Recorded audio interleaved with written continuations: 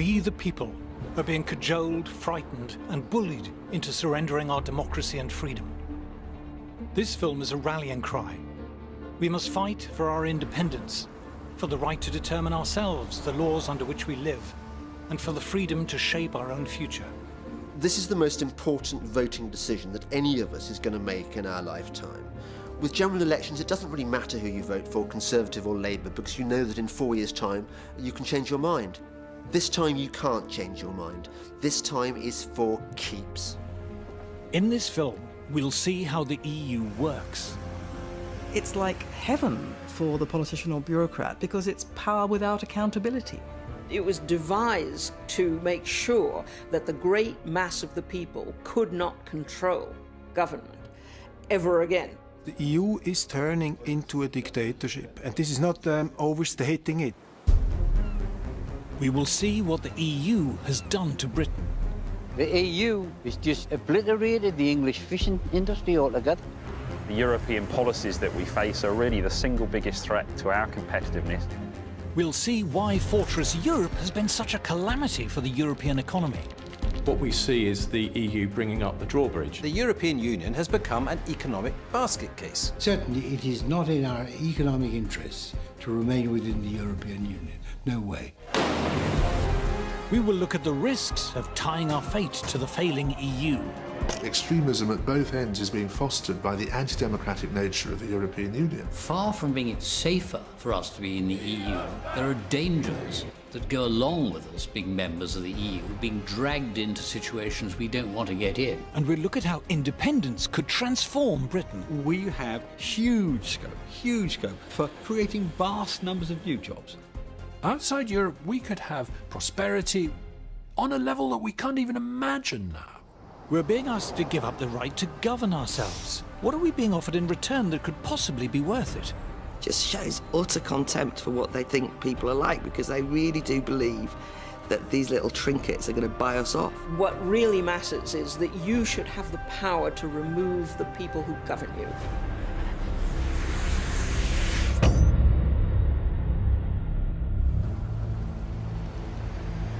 We're about to choose how we want to live our lives. This is the single most important political decision any of us will make in our lifetimes. It's been more than 40 years since we were last asked. It could be a half-century before we're asked again, if we're asked at all. I think this is the last chance that we'll be able to vote on EU membership when we still have a recognisable identity as Britons. And what makes it scary is that if we go the wrong way, we're in it for certainly my lifetime, and probably my kids' lifetime. I'm on my way to Brussels to better understand the deal that's on offer. This is about our ability to say to ourselves that we are a genuinely democratic and free people. That's how important this is. In return for our democratic rights, we've been promised prosperity and security. Are these promises convincing? The choice before us is all about democracy and how highly we value it.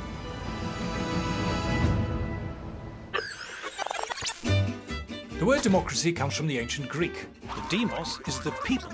The people are meant to be in charge, not politicians or bureaucrats. They're meant to serve us, not rule us. We have given them some power, but only temporarily, and we can take it away from them if they displease us. That's the theory. The EU, s'il vous plaît. Straight off, there's a snag. On my quest to understand the EU, my first challenge is to find it. There are over 90 EU buildings here in Brussels, and a load more in Strasbourg and Luxembourg. As impressive as the modernist buildings is the number of directorates, councils, commissions and ministries which occupy them. But here the EU slips its first cog. For a democracy to function, there needs to be transparency. We, the people, need to know how the system works.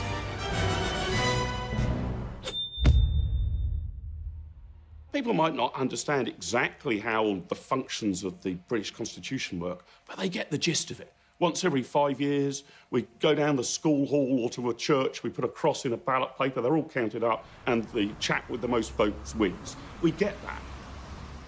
You try working out how a European Commissioner is appointed. It's positively Kafkaesque. You can't actually get your head around who does what, why, and who is answerable to who. The European Union, which imposes laws on 28 countries, is made up of 7 main institutions, which include the European Council, the Council of the European Union, the Court of Justice of the European Union, the European Commission, and the European Parliament. Do you know the difference between the European Council, the Council of the European Union, and the Council of Europe?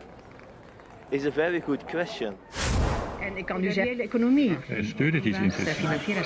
Tell me how many presidents there are in the European Union. How many presidents? Yeah. I'd guess at 1. There's 2 presidents, for goodness sake. I don't know what the difference between the 2 4. presidents is. There's 4 presidents, you say.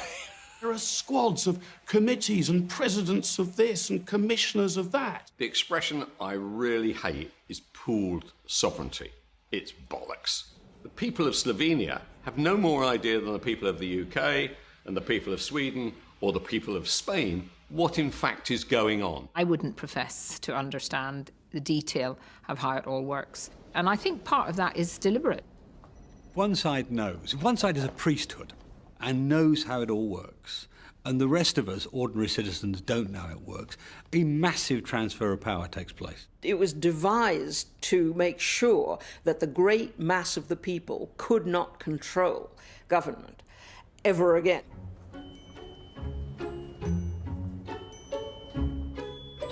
Problem number 2.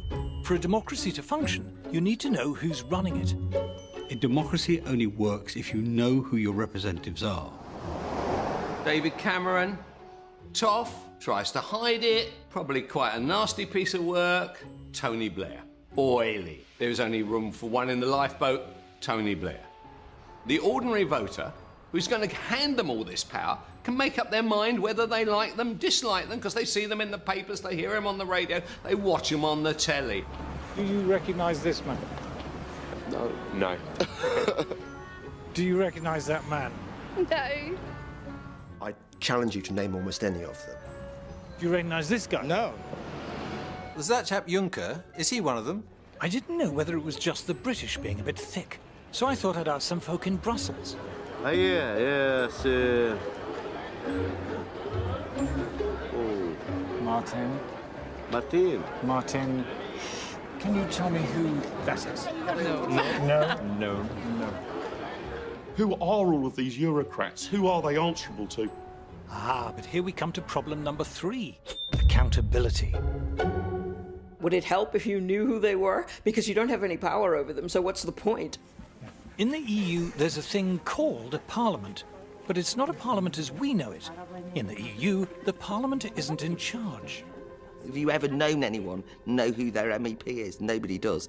It's because we know that they're not actually being voted into a meaningful position of lawmaking. This is the only parliament the world's ever invented where you cannot initiate legislation, propose legislation, or even the repeal of legislation. All of that comes from the unelected European Commission. So you can't propose a law and try and get it passed? No, absolutely not. Parliamentary democracy, once every 5 years, you can throw everything out of the window and start again. With this, once something is European law, there is nothing through a democratic process the voter can do to change it. The people whom we elect to go to Brussels have almost no power at all. They do what they're told. Got even less power than the House of Lords, for goodness sake. Our votes for these people are pointless. They are fundamentally pointless. The European Parliament's an irrelevance. The European Union bureaucratic structures, who are appointed, not elected, have all the real power. The real power in the EU, including the power to legislate, resides not with the Parliament, but with EU officials. They debate their laws in secret. We are not allowed to hear or read their deliberations. Do you know the name of Britain's European Commissioner? No. Have you heard of Jonathan Hill? No. No. No. Did you vote for him? No. Did I vote for him? Yeah. No. No.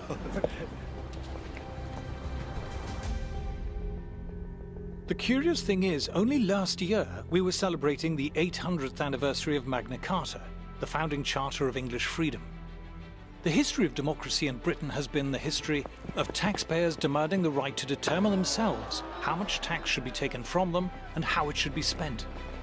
If I am going to be asked to pay taxes, I want to be told where they're going, and if they're spent badly or stupidly, I want to be able to remove from power the people who are spending them. What made Britain rather different from most other countries was that at an early stage we said no government could pass any law or impose any tax without first getting the authority of the British people. So it's a major thing that we can be taxed by other people without our say.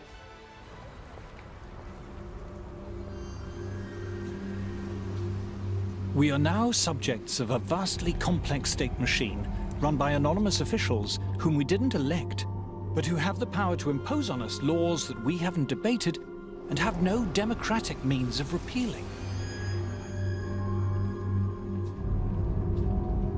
People who say to you that the European Union is undemocratic fundamentally misunderstand the European Union. It is anti-democratic. But to EU officials and politicians, it's like a warm bath. It's like heaven for the politician or bureaucrat because it's power without accountability. The reason why all the major political parties are massively in favour of Europe is because when their careers are blown out of the water here, they're stumbling around for a job. No commercial organisation is going to hire them. They know what a collection of shits they are, right? There's only one place that will hire them. They can get a job there, which gives them the freedom not to have to face the electorate. It's extremely well paid, it's more or less permanent, they don't have any constituents and they don't have any worry about being thrown out at elections. So they say, stay with the European project, I'll be making myself 200-300 grand a year. It'll be fantastic, and at the end of it I'll get a peerage. It's great. Since they're not directly accountable to the tax-paying public, EU politicians and bureaucrats have understandably been more than generous to themselves in pay and perks. This is the much talked about Brussels gravy train, and here's my handy guide. This is the shopping centre. But this is all for politicians and bureaucrats. It's not for members of the public. No. So you get your own hair salon and your nail bar. Get your nails done. Your nails done. There's a sauna, there's a massage parlour as well.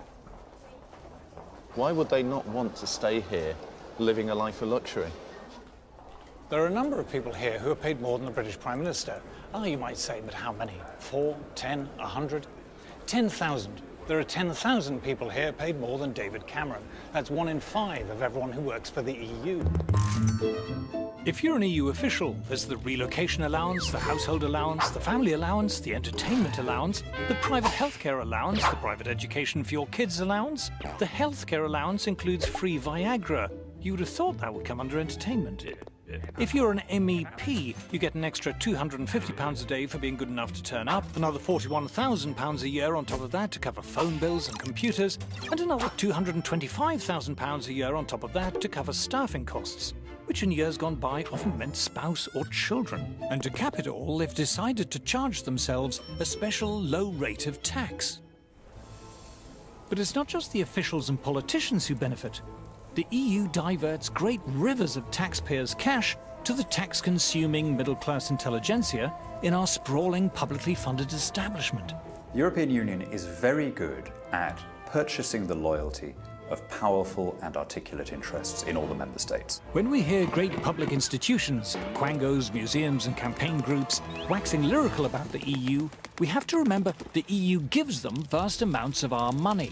The EU gives shed loads of our money to local authorities and to universities and to art groups and opera companies. And that then provides this chorus of noise in favour of the European project. Every charity over a certain size is getting money from Brussels, every NGO. We see EU largesse effectively buying opinion. You know, what we see here is really a racket.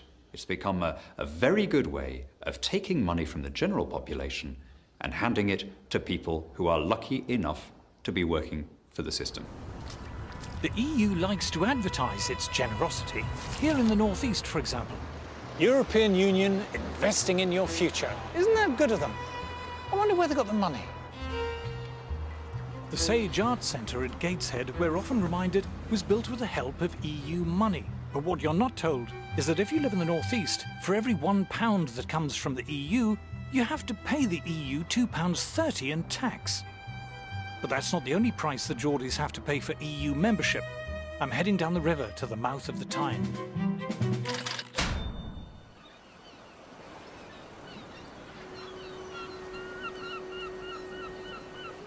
The reward for giving up our sovereignty, we're told, is greater influence in Europe. To see how much influence we have, I've come to the place I grew up. For centuries, fishermen's huts called shields lined the River Tyne. From them came the names of the towns that straddled the mouth of the river, North and South Shields. The seas here are rough, but the water is rich in mackerel, haddock, salmon, herring, cod, skate and shrimp.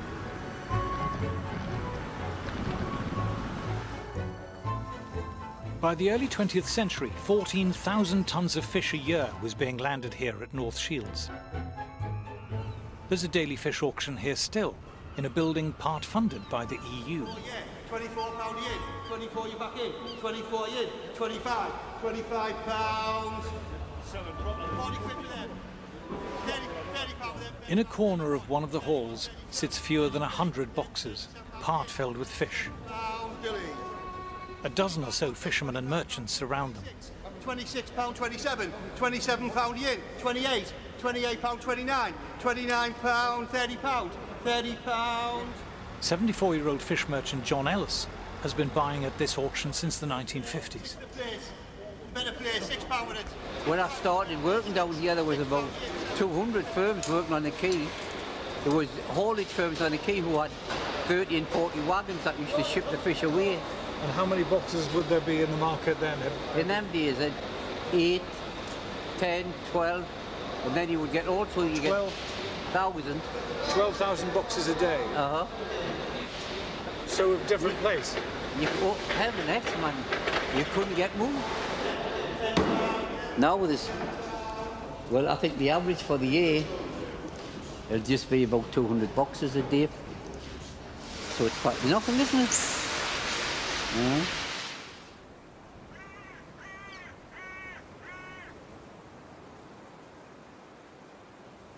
When Britain joined the common market, it lost control of its fishing grounds. When quotas were imposed, several other European countries lobbied the EU for Britain's fishing rights to be divided up between them. The British government was powerless to stop this. The EU has just obliterated the English fishing industry altogether. The quota system they've got now is it's just mad. Local fishermen were now banned from fishing in waters they'd fished successfully for centuries. Oh, just beyond the pier over there. In fact, it might be there today, this great big Dutchman, but that Dutchman's got 25% of the whole quota of all of England. It's only 3 or 4 miles off the Tyne, catching herring and mackerel. Local fleet can't catch herring and mackerel, and it's right on the doorstep. There is still a prospering North Atlantic fishing industry, but only in countries that have retained their independence. Well, look at the Icelandics and the Faroes and the Norwegians. They sell millions of pounds worth of fish to us. And they're outside the common market. But you tell me a common market country that buys fish off us, but they'll send the fishing boats to the North Sea to catch our fish. And it's just madness. The EU has been paying British fishermen to destroy their boats. They said the fishermen, if you want to get out the industry, will give you a lump sum. This here looks like an old boat that's been destroyed. They just watch them with big chainsaws, cutting the old wooden boats up and burning them. The EU pays fishermen to leave an industry and destroy their boats. That's right. While at the same time giving rights to people elsewhere to fish the same waters. Oh, that's right, uh-huh.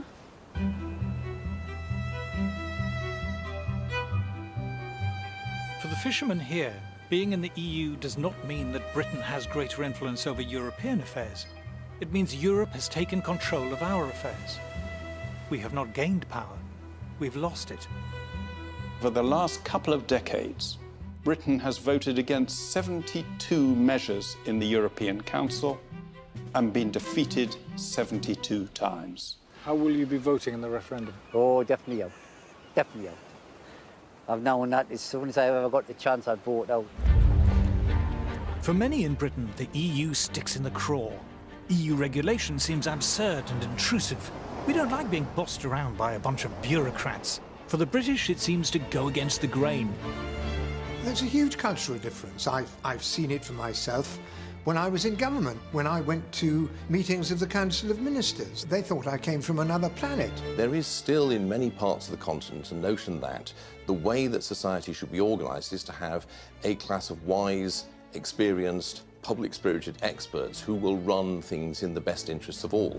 The British historically have been deeply sceptical of this kind of approach. Britain, I think, does stand out within Europe, and one of the odd things is why they want to keep us in the club, given that they're always complaining about us. Why are British the cussed ones in Europe? Why are we so attached to our independence and freedom? Why do we take so badly to regulation? Where does it all come from? The British freed themselves from suffocating feudal regulation centuries before the Europeans. While serfdom still existed in large parts of Europe, the free British were carrying out the great commercial and industrial revolutions that gave birth to the modern world. In the 19th century, unregulated Britain was the pioneer of global free trade, workshop of the world, dominating the world economy like a leviathan. Even on the eve of the First World War, Britain was building around 60% of the world's commercial ships and owned almost half the world's cargo-carrying ocean-going steamers. But the First World War changed everything. New ministries were set up as the government extended its control over every aspect of British life. Industry became heavily regulated. First shipping, then the collieries, railways, canals, and agriculture. The Great War is, in this as in many other respects, a great watershed in British history. During the war, there's incredibly detailed state control of a whole range of industries. By the end of the war, there's a feeling that there needs to be much more permanent regulation and control of society by the state. A company was no longer private property. It was a national asset to be directed from above. The government increasingly thought that it should plan, it should control, it should regulate. When the war was over, so was the excuse for government regulation, and many were scrapped, but not all of them, and not for long. British governments sought to deliberately cartelise and control the major sectors of the British economy, basically checking the spirit of initiative and innovation that had been such a dominant feature of the British manufacturing sector in the 19th century.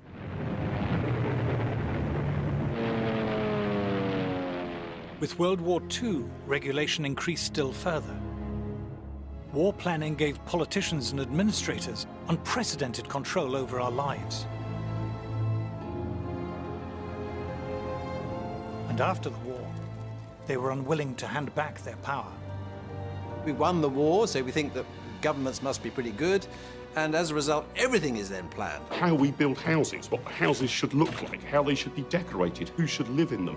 Virtually every area of life, we had boards of experts working out the best way to do things. A young couple has dropped in for advice on setting up home. First, they're shown how to avoid overcrowding a room. Always allow at least 18 inches between chairs and other furniture. Everything from heavy industry down to clothes, food, and children's toys were regulated. If you didn't manage a doll at Christmas, this is probably why. All restrictions on toy making have been lifted, but export has the first claim. Britain became perhaps the most state-controlled and regulated economy in Europe. The regulation of business, trade, commerce of all kinds was much, much greater than anywhere else. Regulations, price fixing, protectionism, supporting failed industries. A heavily regulated economy, ordered from above, the politicians assured us, would be a screaming success. But the very opposite happened. The purpose of regulation was to end wasteful competition. But it was competition that had kept industry efficient and innovative. Nimble entrepreneurs who were rewarded for success and punished for failure were now replaced by plodding bureaucrats ticking boxes. Productivity and output plummeted. Shortages pushed up prices. the buying power of the average wage, £5 to £6, has shrunk at an alarming rate. But first among offenders in increasing prices was the government itself. Coal rose, affecting other industries. Electricity charges went up. Then as we get more money, everything goes up, doesn't it? It must be this inflation they're all talking about. For ordinary British consumers, life was grim. Goods were either unavailable, unaffordable, or heavily rationed. Good news came with a sticky end to sweet rationing. For 9 years, mouths had watered for this great day. And it was too much of a tummy ache for the country's economy. And soon, personal points came back.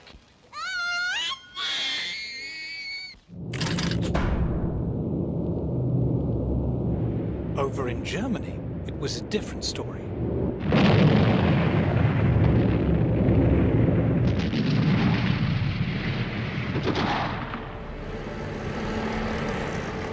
The war had left Germany little more than smoking rubble. West Germany would receive some Marshall aid, but only less than half the amount sent to Britain. At the end of the Second World War, Germany was a ruin. If you see the old footage, it was absolutely flattened. Germany needed a miracle, and this was the man who performed it. In the first free elections after the war, Ludwig Erhard, the son of a shopkeeper, became Minister for the Economy, a post he held until 1963. Ludwig Erhard began the Wirtschaftswunder, the economic miracle, by completely scrapping all of the controls that he'd inherited from the Third Reich, and he did this against the strong advice of his British superiors, you might say, in the occupied zone. Erhard revolutionised the German economy because he just got rid of regulations on a massive scale. He got rid of production controls, price controls. He got rid of trade barriers. They were happy to have open and free trade, a deregulated economy. They want to see industries stand on their own 2 feet, and those that can't must make way for those that can.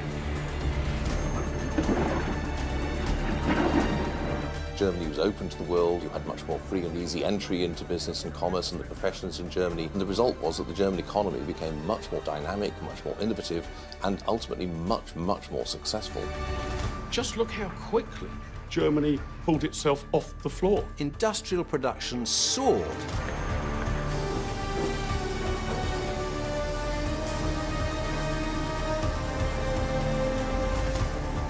In Britain, there were shortages and rising prices. In Germany, goods were abundant and wages rose steeply.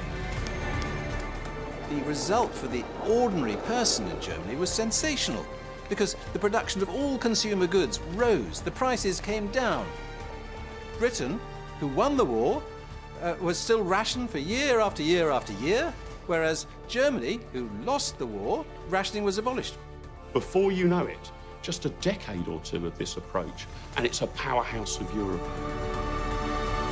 Contemporaries described it as a miracle.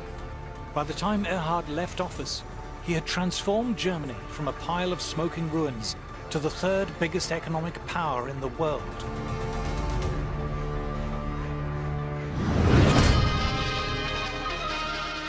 Then came something called the common market. In the greatest free trade experiment of modern times, the barriers are going up between 6 European countries. Barriers up, tariffs down. That is the meaning of the common market, formed by France, Italy, Western Germany, with Holland, Belgium and Luxembourg. They will reduce and eventually abolish trade barriers between themselves and at the same time maintain a common tariff against the world outside. Joining the EEC seemed like a great idea. It meant escaping the dismal, dreary confines of post-war Britain.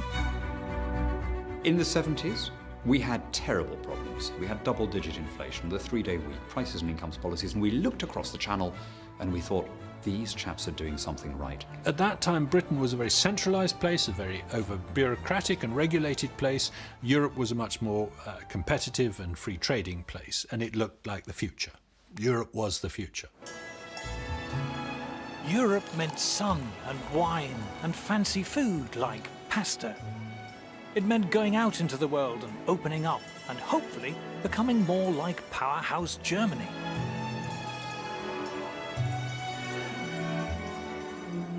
But the architect of the EEC was not German. He was French. Jean Monnet was steeped in the French bureaucratic big state tradition. Indeed, he had spent the Second World War in Britain, helping to create the very regulations which had all but destroyed the post-war British economy.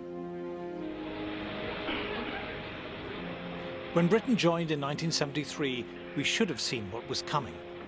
When the documentation was brought in for signing, it took 2 strong men to carry it. Of a new and a greater united Europe.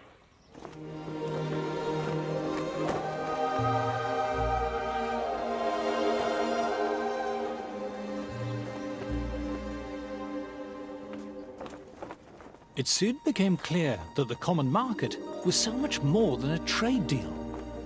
Shiny new buildings kept appearing, the administration grew, and the price of membership kept going up as the EU assumed greater powers and demanded more money from member states. Inevitably, this burgeoning bureaucratic machine reflected the values of the university-educated people who ran it and who benefited from its generous funding. Staying in the EU is the right kind of thing because it's what civilized, sophisticated people do. If you believe in the EU, you believe in the arts and arts funding. I think there is a mindset amongst the cultural and the political elite that their role on the planet is to direct the lives of the rest of us. They think that ordinary people need to be controlled and looked after. They think the world needs to be ordered from above and that they should be the ones doing the ordering. There's a tremendous snobbery built into the whole project. The idea that you are part of the elite which should decide how the little people live their lives. These people up here, the intellectuals, are looking down on the plebs and saying, you aren't bright enough to decide the future of your country.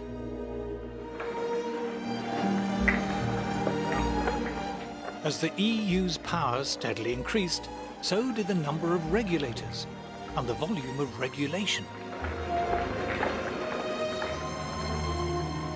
The bureaucratic class can find no area of human life that they don't want to write a rule book about. What vacuum cleaner you've got, where you get your hair cut, what kind of size your shoes are, and those rule books stack up one on top of the other, such that no reasonable human being could now possibly have an understanding of all the rules they need to obey. You've got thousands and thousands of bureaucrats, civil servants and administrators, and their job is to push paper, write on paper, have rules on paper, pile up more and more paper. You just get a mass of growing telephone directory size rules and regulations, one after the other, ceaselessly, endlessly. That is actually what the bureaucracy sees itself as there to do. If the list of EU rules could be put into one document today, it would take more than 2 men to carry it on. Such a document would reach as high as Nelson's column. Regulation is so vast and complex, even the EU is unable to tell us how many laws there are covering different areas of our lives. So we've used some helpful EU databases to make the best estimate we can. Here is regulated EU man waking from his regulated slumber to start his regulated day. You wouldn't think you'd need a law for pillowcases, but the EU has 5. But that's nothing. The pillow inside is subject to 109 different EU laws. As far as we can tell, there are only 11 EU laws pertaining to radio alarm clocks. There's around 400 governing the other stuff on Joe Citizen's bedside table. You can't be too careful with duvets and sheets, so there's around 50 laws governing those. There are 65 laws governing bathrooms, but that doesn't include the contents.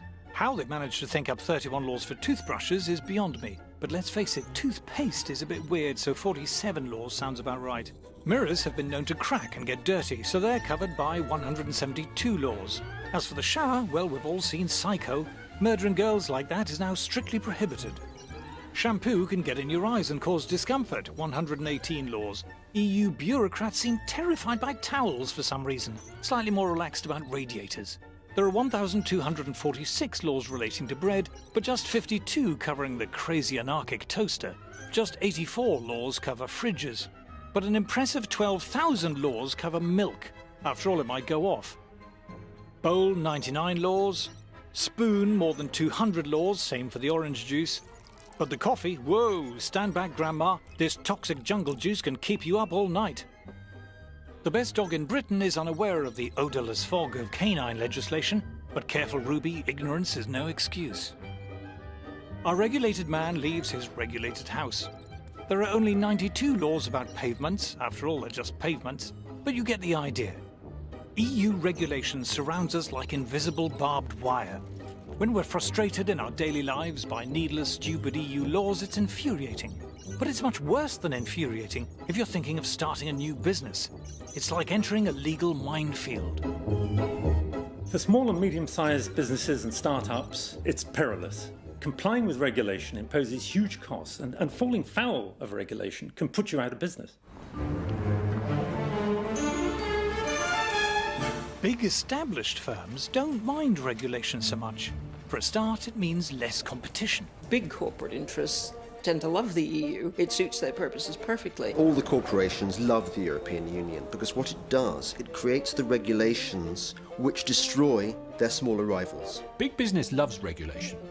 Don't forget that. Big companies can lobby in Brussels, and the amount of money they spend there is staggeringly large. One of the first things that stuns you are the number of invitations on your desk to lunch, breakfast, dinner, champagne receptions, and invariably they come from lobby groups. There are people who make their entire livelihoods out of being professional lobbyists in Brussels. This is where a lot of the lobbying goes on. So you will see the lobbyists from different companies, from NGOs. The returns they get by stifling competition and framing regulations in a way which suits them and keeps other people out is very, very striking. It used to be called a rich man's club, and that is by and large what it is.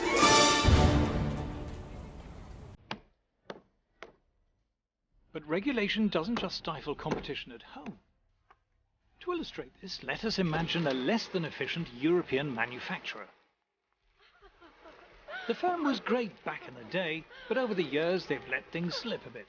The factory's a bit shabby, but it's homely, and they like to do things the traditional way. What they lack in efficiency and new ideas, they make up for in old-world charm. Oh, crikey, what's this? A pesky new rival firm somewhere in Asia. They've got lab coats. And just look how good he is at maths. His mate too, not quite as good. And they're checking all the products, the big swats.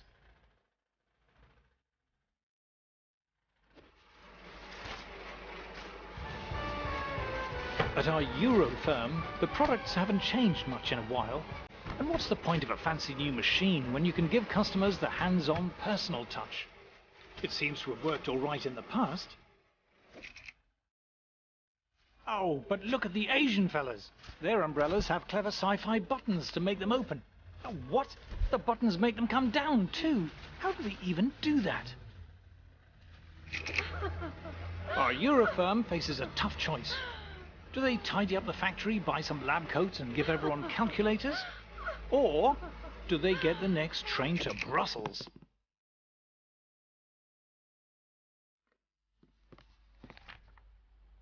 Over at the EU Directorate of External Relations Commission Council, a sympathetic official hears the problem.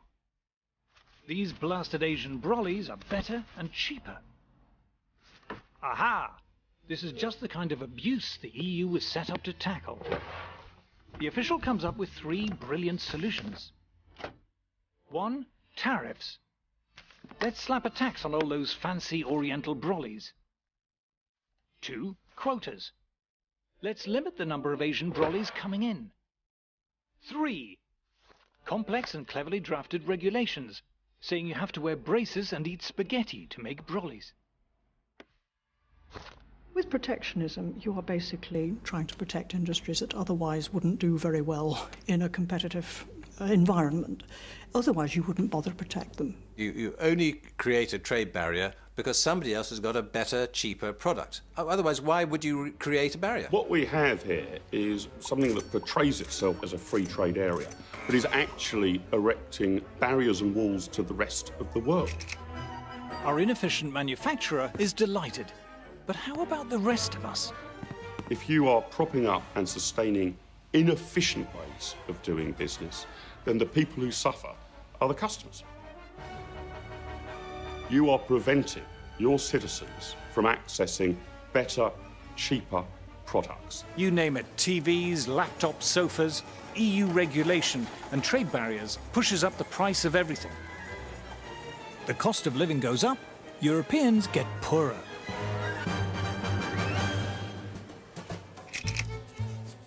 But it wasn't just manufacturers who sought protection.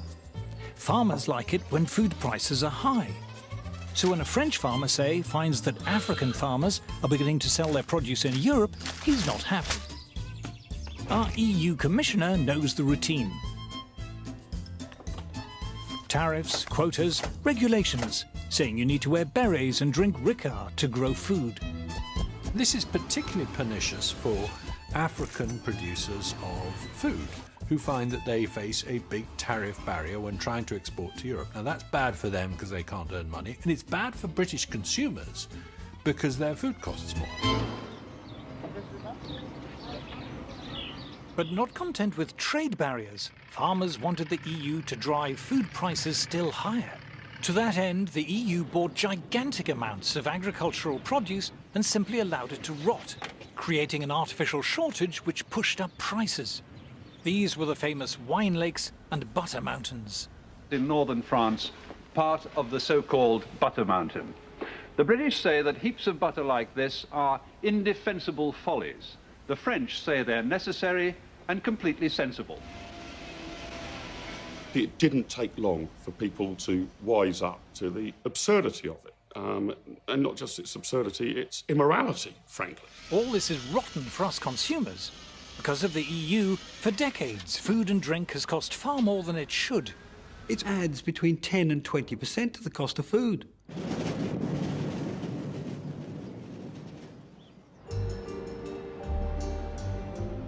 But it gets worse. Let's look at protectionism and the steel industry. If you're a steel producer, you don't like the idea of cheap steel coming in from America or Asia. You'd much rather the EU shove up some trade barriers. Great for steel producers, but what if you're a steel consumer? Suppose you make bridges or railway lines or cranes or robots or ships or trains or cars or space shuttles or other things made of steel. You now have to pay more for your steel than your competitors in, say, South Korea or Brazil. Protecting one producer has raised costs for other producers. The disease spreads. Instead of one uncompetitive industry, we now have many. To see how this works in practice, I've come to the Tate & Lyle sugar refinery in London. For centuries, raw sugar has been coming into the Thames in huge quantities to be refined in factories like this.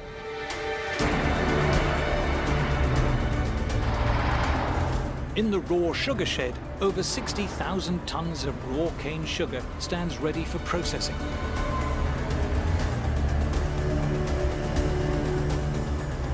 Outside is Tate & Lyle's own dock.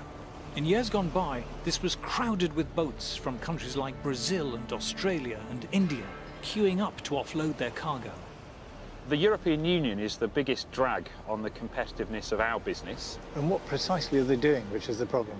Well, you can see behind me on the jetty today that there's no boat here with raw sugar, and that's precisely our problem.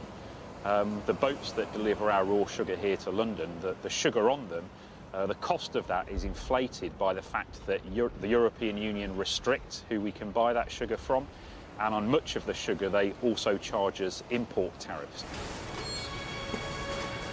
When inefficient European beet sugar producers asked the EU for protective barriers against cane sugar producers around the world, it was a blow to refiners like Tate & Lyle. On some of the boats of sugar that we bring in, we can be paying anywhere between 2 to 3.5 million euros in extra costs because of the European policies. As costs have risen, so has the price of sugar for consumers, while Tate & Lyle's turnover and profits have been hit. It threatens the 850 jobs here in East London, and it's meant that we've had to downsize the refinery by about 50% since 2009. How strong is the feeling against the EU at the moment here? Walk around the refinery, talk to the people here. They absolutely know that no matter how hard they work, no matter how productive they are, the regulations that the European Union set can still crush us. Protecting inefficient producers ends up dragging down good producers. Whereas up till 2009 we were exporting 300,000 tonnes of sugar, because the European regulations have made us uncompetitive. Not only have we stopped exporting that sugar, but we also now face around 250,000 tonnes of imports into the UK to compete with as well. So it's a double whammy, if you like. And we estimate that probably costs the UK economy something like 80 to 90 million euros a year, just for this one factory. Instead of looking out to the whole world, what we see is the EU bringing up the drawbridge. The EU has slid from free trade into crony capitalism and protectionism. Protection hurts consumers who have to pay more for inferior products. It hurts industries whose costs are forced higher. In the end, it even hurts the firms who are protected. Protecting a firm from competition does not make it more competitive. Suddenly you can relax and put the kettle on. Competition forces you to be sharp and buck up your ideas. Remove that and it's like pulling the plug out. By protecting more and more industries year after year, Europe has ended up with a moribund, ailing economy. If you prop up failing, antiquated businesses that can't naturally compete, you get stagnation in the economy, not growth. Protectionism impoverishes all of Europe. It makes all of us worse off. Then the shock came when the World Trade Organization, or WTO, was set up. The walls of Fortress Europe began to crumble. From the developed world to the developing world, the tariff reductions are expected to sow the seeds of global economic growth. The World Trade Organization, where both we and the European Union are members, has made huge progress in sweeping away tariffs and other barriers. We have begun to see an opening up of the markets, thanks largely to the World Trade Organization. Every major country in the world is now bound by its rules. Tariffs and other trade barriers were shredded, as you can see. The World Trade Organization has driven down most of the tariffs. In the EU, the average tariff on agricultural products has fallen to 12%, and on manufactured goods, just 4%. Europe's industries now face the challenge of international competition. I think the European Union is learning a very hard lesson. But if you're insulated from competition decade after decade, it comes as a bit of a shock when it arrives. Growth in the EU, already feeble, has more or less ground to a halt, with youth unemployment reaching staggering proportions. The EU badly needs its own post-war German-style economic miracle. But far from slashing regulation, the mountainous burden keeps growing. It constantly wants to achieve growth through harmonization, top-down control, and central direction. And we know those don't work. It militates against precisely the kind of individual initiative and innovation that is at the heart of economic growth. Regulation is the enemy of competition, and competition is the engine of growth. Therefore, it is no surprise that the European Union has become an economic basket case. Every continent now is outgrowing Europe. When you think of the growth rates in China, and then you look at the growth rate in the European Union, that tells me that we are in the wrong place. We joined the European Union and it's become the world's only declining trade bloc. Far from hitching our wagon to a dynamic economic locomotive, we've shackled ourselves to a corpse. The people have never given a bigger vote of no confidence in Brussels. Today, world markets were nervously watching. The stock market has not been reassured. What the European Union has become in the 21st century is what Britain was when it was the sick man of Europe. Despite decades of economic decline, the EU elite carries on regardless. They are unmoved by criticism, untroubled by popular discontent. But the frustration of ordinary people is beginning to show. We now have to focus on constructing a firewall to prevent contagion within the Eurozone. What you can see everywhere is a conflict between the visions of a rather narrow kind of professional middle class which has dominated European politics and the reaction against it by the larger bulk of the European population. Eventually, if you stuff dictatorship down the throats of people who don't want it, they will rebel.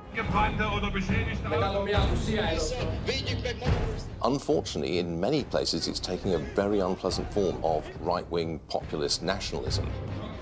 Extremism at both ends is being fostered by the anti-democratic nature of the European Union. What do we see? Far-right parties, ultra-nationalist parties. We don't know what the future of Europe is going to look like, but at the moment it's not looking good. We don't know what political forces are going to rise in the future. We don't know what conflicts we might be dragged into. Far from being it safer for us to be in the EU, there are dangers that go along with us being members of the EU, being dragged into situations we don't want to get in. Marine Le Pen's far-right party came first, winning 25% of the vote.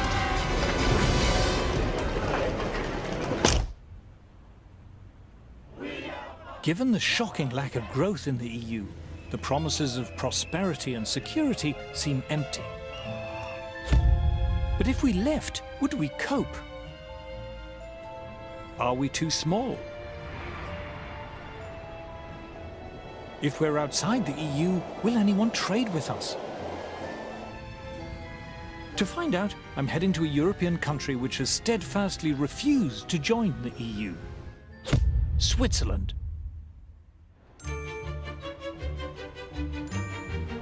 It's very pleasant arriving in Zurich. The station's lovely. The bit round it's lovely. In fact, everything's lovely. But then, this is the wealthiest city in the world, ranked as having the highest quality of life in the world.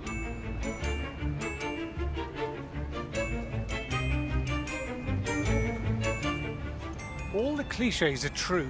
Everything is so neat and efficient. The people are so polite and obliging. And the buildings are beautiful. This place is wealthy, and it's obviously been wealthy for centuries. I want to know how the Swiss are managing to cope without the glorious benefits of EU membership. So I've come to one of Zurich's many lovely coffee houses to meet the veteran Swiss economist and writer Beat Kappeler. So Switzerland is not in the European Union. Is that a problem for you? No, because Switzerland has free trade agreements with many countries in the rest of the world, with Japan, China, Latin America. We're told we need to be in the EU for trade. But Swiss exports per head are 5 times higher than ours. In fact, they're about the most successful exporting nation in the world. Then we're told we need to be in the EU for jobs. We have a very high labor market participation. 83% of all people in working age work. That's much higher than the rest of Europe. Switzerland has one of the lowest unemployment rates in the world, lower than any country in the EU.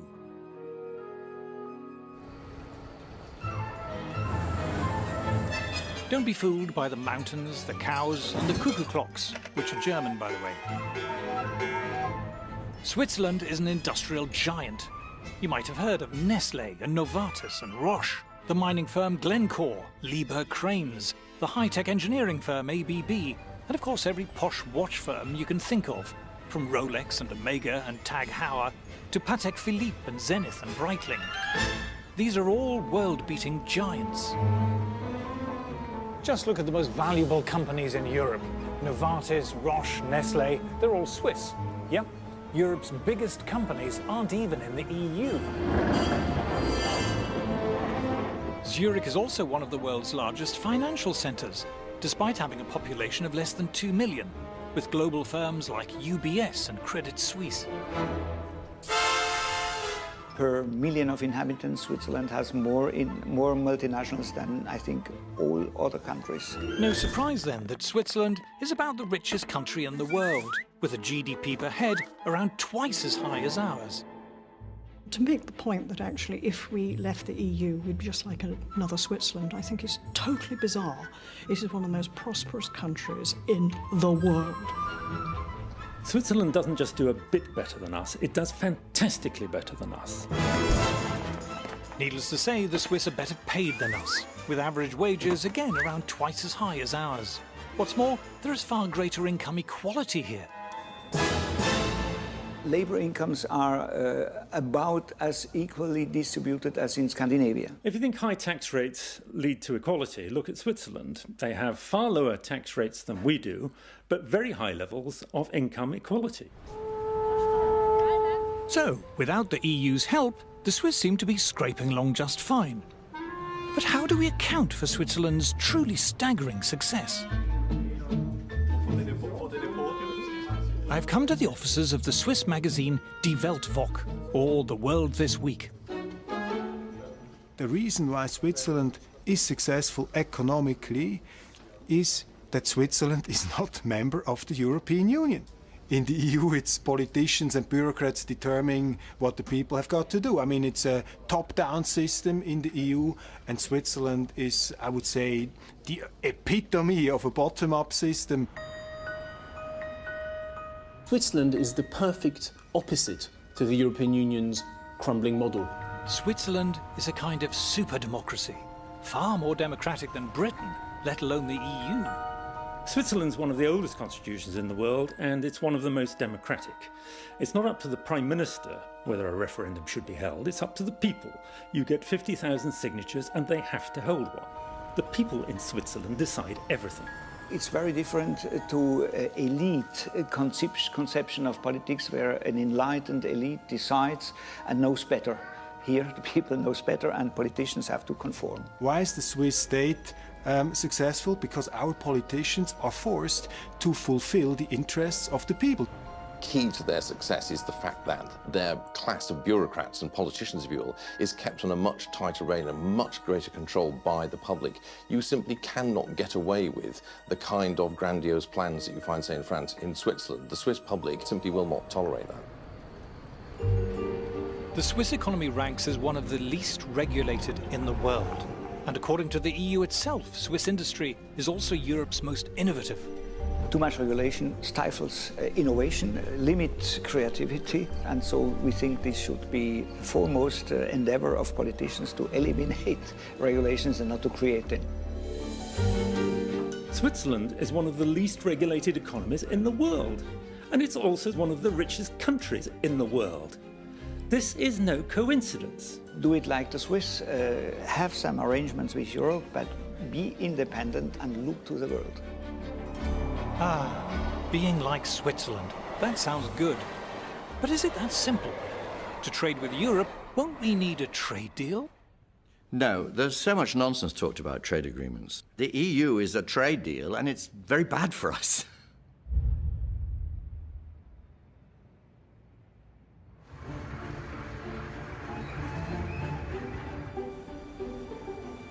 There's an old-fashioned view among politicians that trade is something that politicians organise. It's not. Trade was all about the great and the good from one country signing a treaty with the great and the good of another country. But real life is starting to leave that behind. I've headed back to South Shields to visit John Mills, one of the Labour Party's biggest donors. His company, JML, has hundreds of products manufactured for them in countries all around the world and exports thousands of container loads of goods every year to every corner of the planet. This business is truly global. Well, we export to about 85 countries at the last count. The majority of these countries are not in the European Union. But it's actually no more difficult for us to sell to the United States or to Australia or to even China than it is to sell to the EU.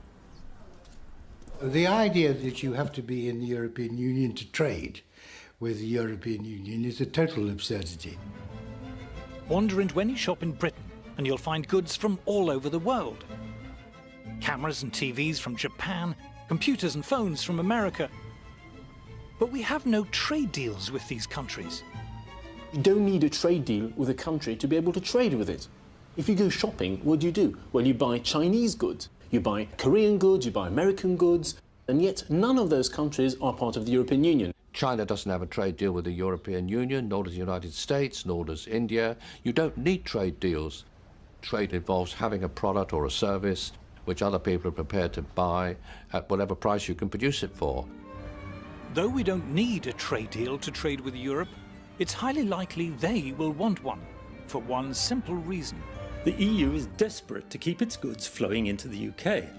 You go outside, you count, don't take my word for it, go count the number of Audis, BMWs, Mercedes, Volkswagens. You'll find it's over 30% of our market.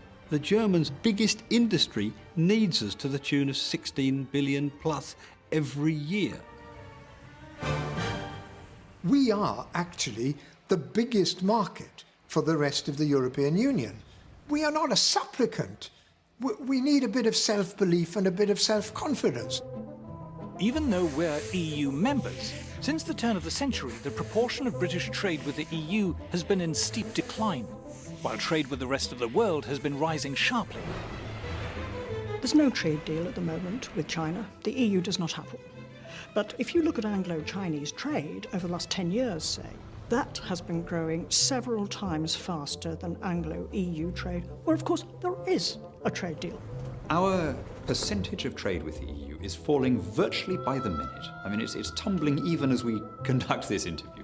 Every single year that goes by, the percentage of British overseas business that is done outside the EU grows at double the rate of the business we do inside the EU. They need us more than we need them. But what if the EU proposes a trade deal which forces on us open borders and other stuff we don't like? If a proposed trade deal is unacceptable to us, whether it's with the EU or anybody else, we just don't sign it. It's true that British companies who export to the EU will have to comply with EU regulations. But it's also true that EU companies wanting to export to Britain will have to comply with ours. Germans who export to America must abide by American regulations, likewise for American exporters to China, and Chinese exporters to Brazil, and Brazil to the EU. Every exporting company in the world has to comply with the laws of the place they're exporting to.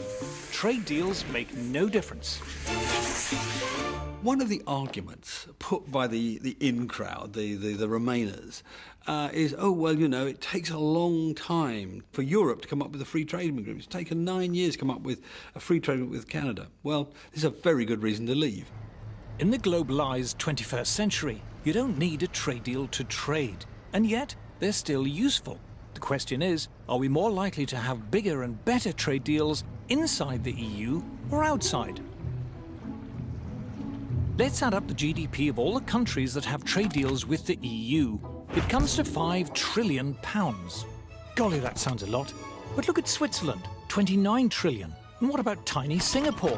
They've got trade deals worth 7 times as much as the EU's. And South Korea, 9 times. Chile, population 8 million. It's got 50 trillion. Unbelievable. But let's cheat. Let's add to the EU pile the value of its own internal market, as if it had a trade deal with itself. It's still rubbish. You can't throw a shipping container without hitting a country with better trade deals than the EU. In fact, if you're trying to avoid trade deals, joining the EU is probably the best thing you can do. The EU has got no trade agreement with China or India or Russia or the United States. I mean, it's staggering that they haven't managed to achieve that. Of Britain's top 10 non-EU trading partners, the EU has trade agreements in place with only 2. As far as trade deals go, being part of the EU cuts you off from the rest of the world. Our history is a trading, buccaneering history, you know, back to Drake and beyond. And that's what we're good at. At the moment, our hands are shackled by being in the European Union. We've got a much, much better opportunity, really, for striking good trade deals if we're outside the EU than if we're inside. If we left the European Union, we could very quickly establish free trade deals with the most dynamic parts of the world economy. Today, Europe doesn't look like the future. The future consists of nations in Asia and America and Africa. Getting stuck in Fortress Europe is the worst thing that could happen to us. The idea that we have to stay in the EU for our prosperity is wrong-headed. Why do we need to attach ourselves to the one part of the world that's doing really badly? Within Europe, we know what our future's going to be to some extent. It's going to be pretty stagnant, while the rest of the world roars ahead. We have huge scope for creating vast numbers of new jobs. Being obsessed with just this corner of the world is being a little European. Outside Europe, we could have prosperity on a level that we can't even imagine now.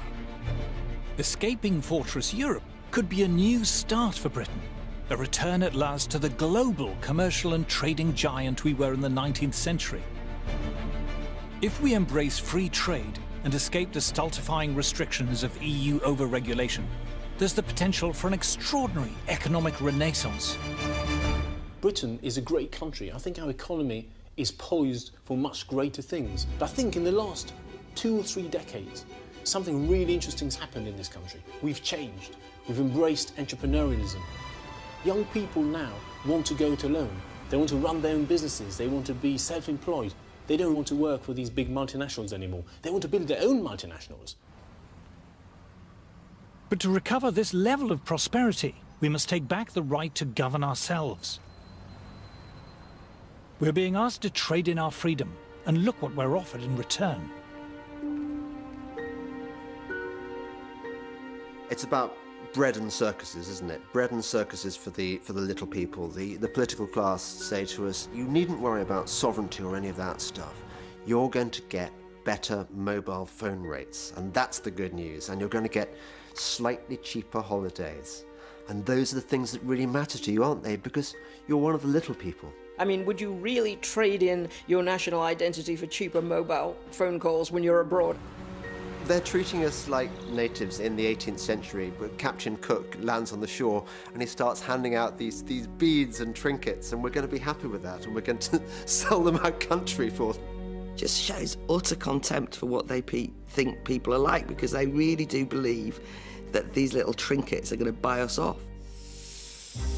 In the referendum, we will be asked to choose. Do we want to be governed by an organisation which we don't understand, run by people we don't know and haven't elected, who have the power to impose on us laws that we haven't debated and have little or no chance of blocking or repealing? Have you decided what you're... We need to regain the right for British people to make British laws. If people believe that the best way to strengthen the United Kingdom is to hand over every year more money and more power to an unaccountable bureaucratic elite in Brussels, then what they should do is campaign to stay in the European Union. It comes down to the essential issue, the working man and woman of this country against people who think we have a better plan and a better mind than you. And if you don't like it, what are you going to do? And the answer is, we're going to vote leave. So... There are a number of issues where I believe that we should be leaving. This is people versus the establishment, people versus the elite. I just hope that the mass of people who may not go around being interviewed much, may never get a look in on any of the media or television, come June the 23rd, will be out there saying, this is our chance to get our own back. Give us back control of our own country. With general elections, it doesn't really matter who you vote for, Conservative or Labour, because you know that in 4 years' time, you can change your mind. This time you can't change your mind. This time is for keeps. This referendum is the most important political act that has happened in my lifetime. This is about our future, our freedom, our democracy, our right to govern ourselves. What really matters is that you should have the power to remove the people who govern you. The reason why the suffragettes went to all that trouble to get the vote was because they wanted to, they themselves, be treated as grown-ups and decide their own destiny. If I was told I would be stewing grass to feed my family in 5 years' time, if we left the European Union, I would still do it. It's time to regain our freedom and independence, the right to decide ourselves how we live our lives. There's a lot at stake here. What we want is democracy. We, the people, should determine our own destiny. We have the capacity to shape our own futures. So my question is, what price freedom?